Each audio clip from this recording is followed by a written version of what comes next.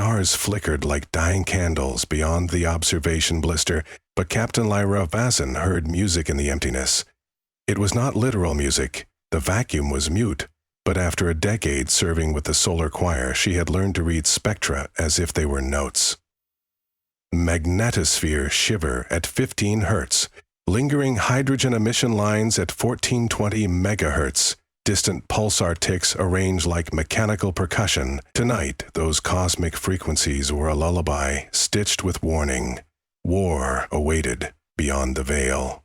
Behind her, the flagship's bridge hummed with quiet anticipation. Arroyo-class command decks were cathedral-like, arching titanium ribs laced with diamond viewports, every console built to echo even the faintest murmur. The solar choir prized acoustics.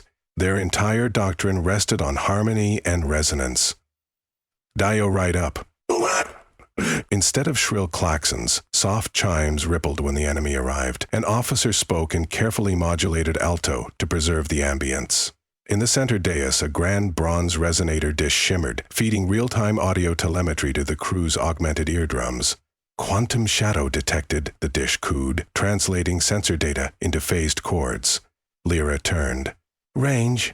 74,000 clicks, answered Master Conductor Sori Tenon, the ship's tactical officer. His voice was placid, but his fingertips rat-tat-tatted, syncopation across a vibro panel, a sign of nervous excitement. Signature matches Dominion of Silence Dreadnought class. They brought the big one. Dominion of Silence. The irony never ceased.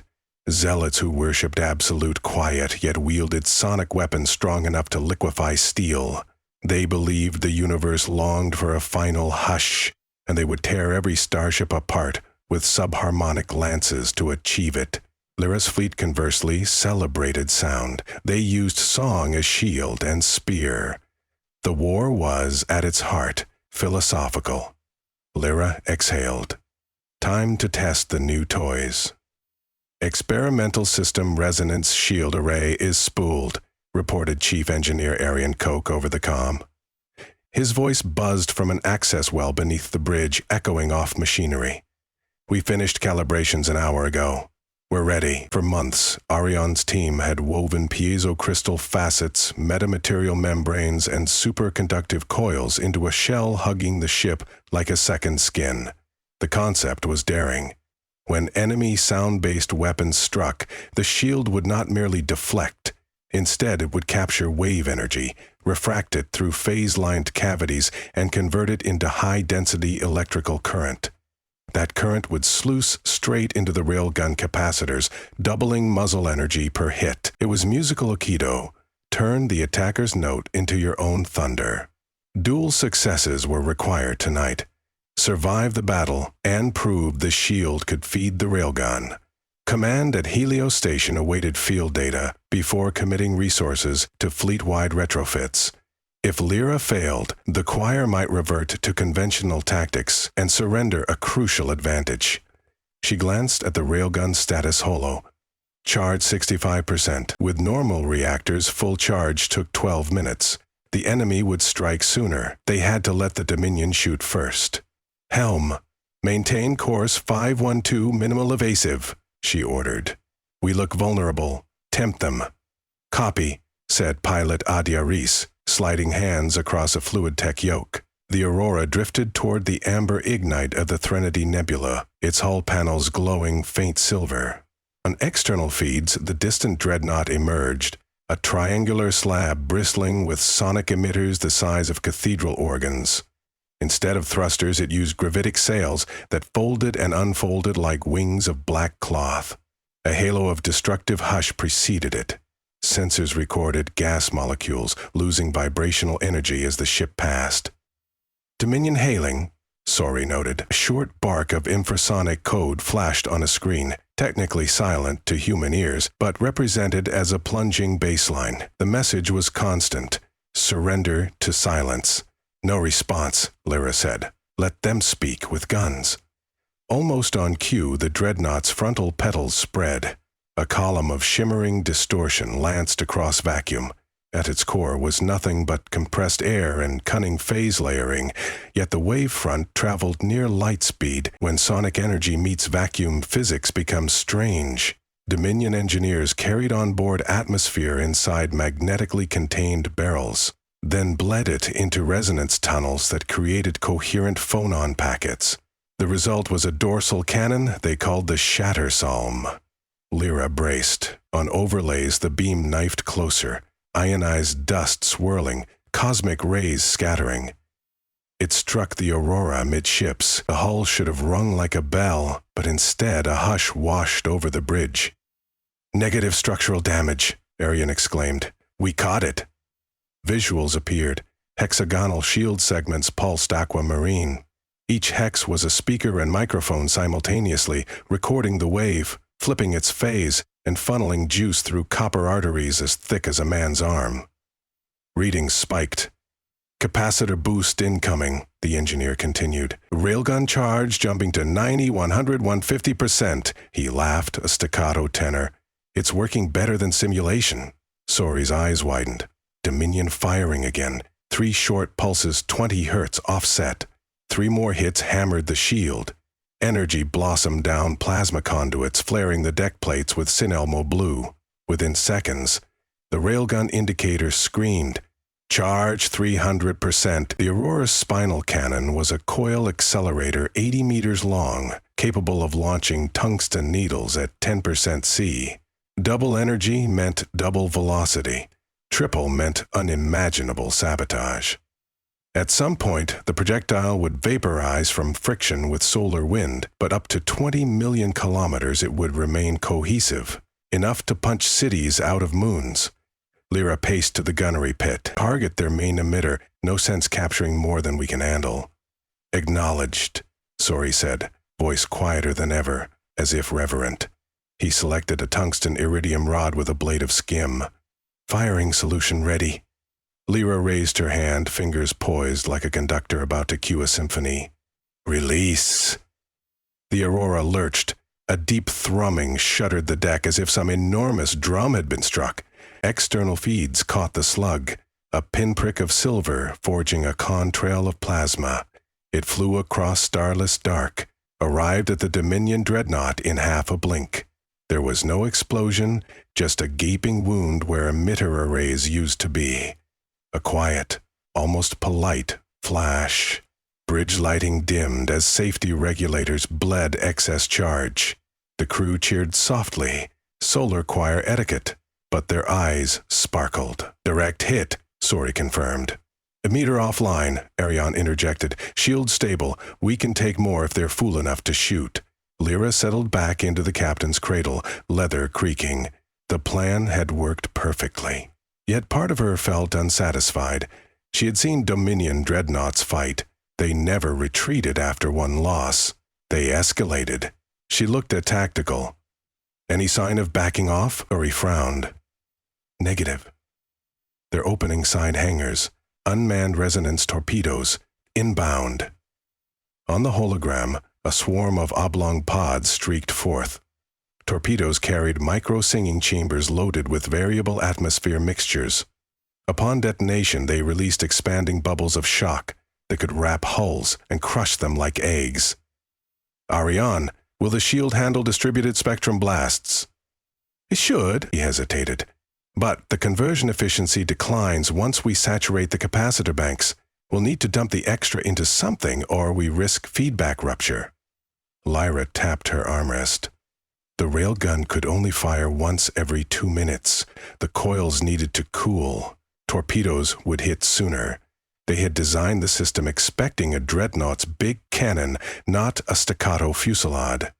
"Redirect overflow to the bow of light array," she ordered. The bow of light was a cosmetic name for hundreds of micro-turrets that projected coherent light in prismatic arcs during ceremonies, mostly for morale. It drew power modestly until now. "Can they channel lethal output?" she asked. Arian's voice brightened. "In principle, their phased amplitude, tighten focus, you've got a scythe. Do it." Torpedoes closed. The shield inflated, shimmering multicolored as diverse frequencies pounded it. Bass rumbles, crackling alto, piercing soprano, carried by cunning gas mixes. Each detonation filled the capacitor grid like hail filling a cistern. Alarms flickered. Overcharge. Arian rerouted rivers of electrons into the bow of light. The auroral arcs along the ship's prow sharpened, edges turning ultraviolet. Firing bow array, Sori said. Invisible lances carved space. The first cluster of torpedoes evaporated, leaving puffs of freezing mist. The beam cut on, slicing through the next wave. Yet a dozen pods evaded interception, spiraling to starboard. Pilot Adya twisted the ship, but shock bubbles erupted a kilometer away, swallowing the Aurora for a heartbeat. Everyone felt vibrations in their molars, though nothing touched them physically. A phantom resonance. Shield integrity at 82%, still converting, Arian reported, pride and worry mingling. Lyra acknowledged with a nod. Keep them guessing. On the dreadnought, secondary cannons oriented, launching resonance scythes, narrower beams that could slip through certain angles of the shield's frequency lattice. Sori recognized the pattern. Captain, they're sweeping for our shield nodes. They've realized the trick. Understood. Lyra stood. Time for some choir magic. The Solar Choir's secret weapon was not the shield. It was the people. Every officer aboard was a trained singer and acoustic engineer. Shipboard systems responded to vocal commands keyed to pitch and tempo. In emergencies, they could improvise computational maps faster than keyboards allowed, literally singing new code. Lyra stepped to the central resonator dish, touched its cool bronze lip. She drew a breath and began to hum a low, steady drone, matching 64 hertz. One by one, officers joined, layering in intervals. Fifths, octaves, minor thirds, suspended seconds, a tapestry shifting like sunrise. The dish captured their voices, modulated them, and fed patterns into the resonance shield network, altering phase algorithms on the fly. Through song, they morphed the shield from static wall into living skin, adapting to each incoming beam. Enemy scythes hit, nodes flexed, microseconds ahead, twisting incidence angles, splitting waves so energy captured crescendoed while destructive vector canceled. Ariane's ecstatic shout broke the chorale. Efficiency up 12%. We're laughing, Captain. Lyra cut the choir with a gesture and spoke into comms. Dominion Dreadnought, this is Aurora of the Solar Choir. Your sonic weapons feed us. Cease hostilities or be reduced to wind chime debris. No reply came. More another broadside. Dominion doctrine forbade capitulation. Railgun coils cooled enough for second shot. Charge now sat at 260%, still climbing. Lyra considered further crippling the enemy, but another idea sprouted. Capture them. Command might prize a dreadnought for study. She opened private line to Sori. Can we disable propulsion without core breach? It would require delicate partial penetration along sail control nodes, Sori murmured. Doable if we limit energy and target specific struts. Set it up. Extra capacitor energy, now bordering 300%, would be dumped into a sub-relativistic shot trimmed by magnetic lensing. The slug would blossom into a concussive halo rather than punch through.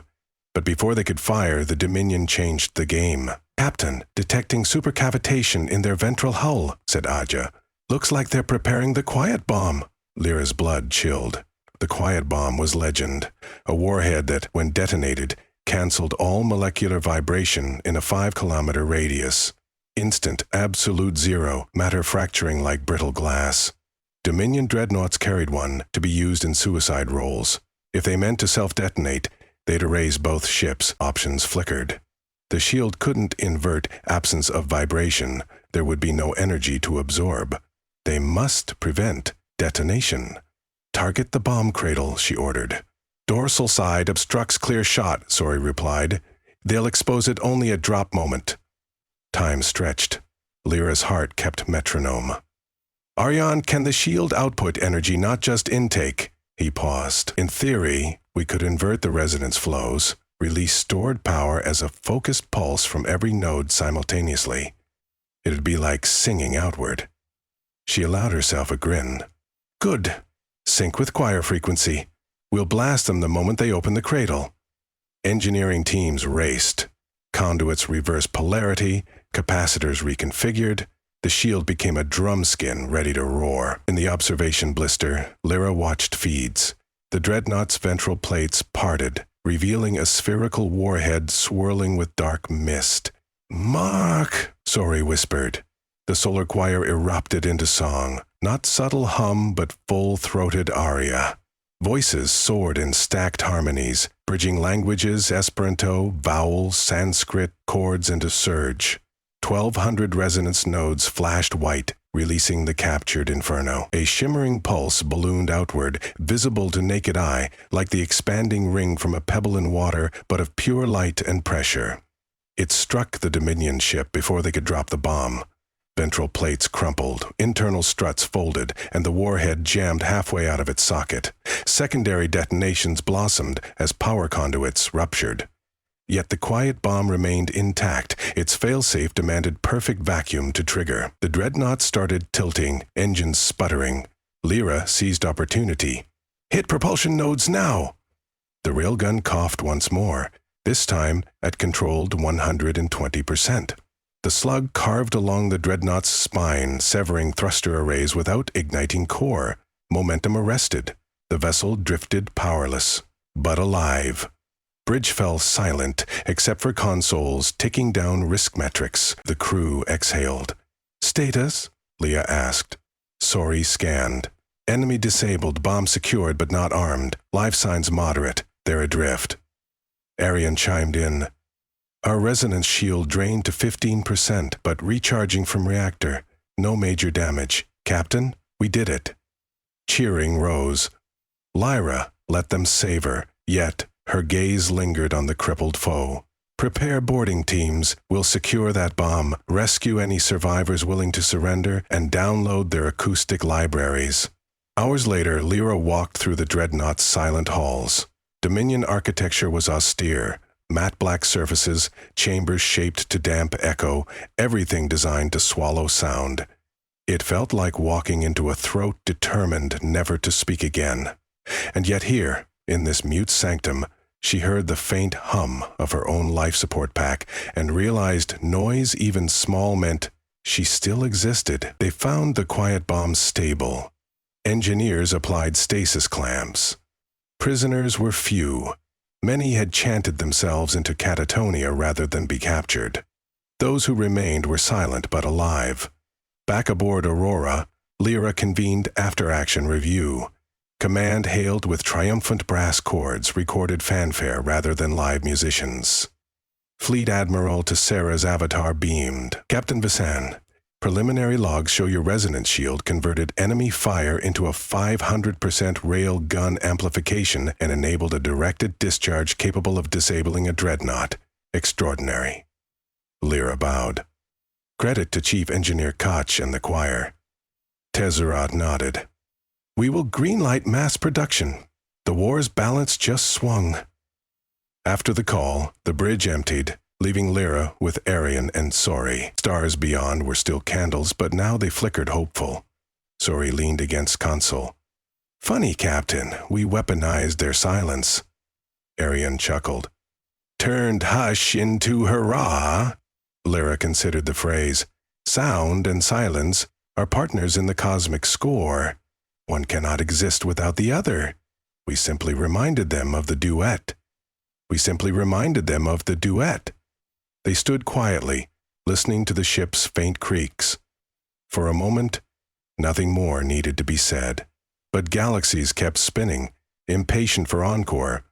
Orders would come. More battles, more songs. Lyra closed her eyes. Across the void, a pulse of quasar static beat in sync with her heart. She smiled, ready to conduct the next movement.